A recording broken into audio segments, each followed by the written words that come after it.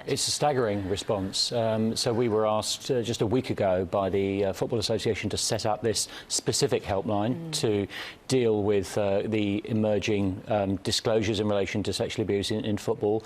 And just in the first week, we've received over 860 calls. It's staggering. We're not expecting that volume of calls, and it clearly indicates that there certainly has been a significant problem of sexual abuse within the game. That is, well, John, just to put that into context as well, it's a huge number, but that's 3 times the amount that were made in the first 3 days of the Jimmy Savile scandal inquiry. It feels like huge ignorance from everybody to think that something like this wasn't going on, or we've just let it happen without really getting to the reality that this was going on. And is there a worry that that it's still going on, that there's still football coaches out there that are manipulating young boys and possibly some young girls as well? That's got to be a concern, certainly. I think it would be naive to assume that all of this just sits in the past. I think clearly that it's highly likely that there's going to be an ongoing problem. Well, presumably, I mean, you know, without going to the details of these calls, because obviously there's a confidentiality issue around them, but are you getting an indication that some of these calls are about abuse which is currently going on? We're getting calls from right across the UK. It wouldn't be appropriate to give any more detail, but I think it would be, you know, to assume that all of the calls just relate to historic non-recent abuse would not be correct. I mean, it's... Well, in that case, because we've been talking about the fact that procedures have been tightened up, child protection is improved.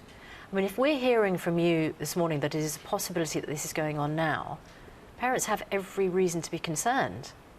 I think it's the reason why it's taken so long for these disclosures to come out is because of the culture of football, but because it's a very, you know, male-dominated sport, quite a macho culture. So that has resulted in it taking a long time for these disclosures to come out. I think what we're saying to parents at the NSPCC is that, you know, this is our national sport.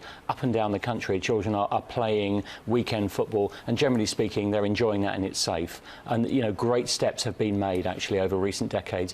But, you know, if you have got concerns, ask at your local club what procedures they've got in place.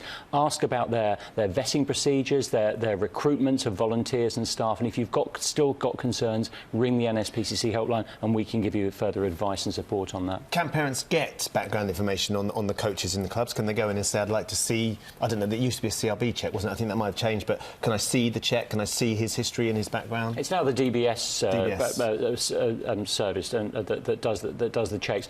I think, I mean, the club can certainly satisfy parents that those checks have been done. They're not fail-safe. They just indicate whether the person's got any previous convictions. So I think what's really important is the culture in the club right? Are they really clear about having a zero-tolerance approach to any form of abuse or harassment? Have they got a really clear message out to all players and all staff to blow the whistle at the earliest opportunity if they've got any concerns? And that clearly was not going on, was it, you know, in these clubs years ago?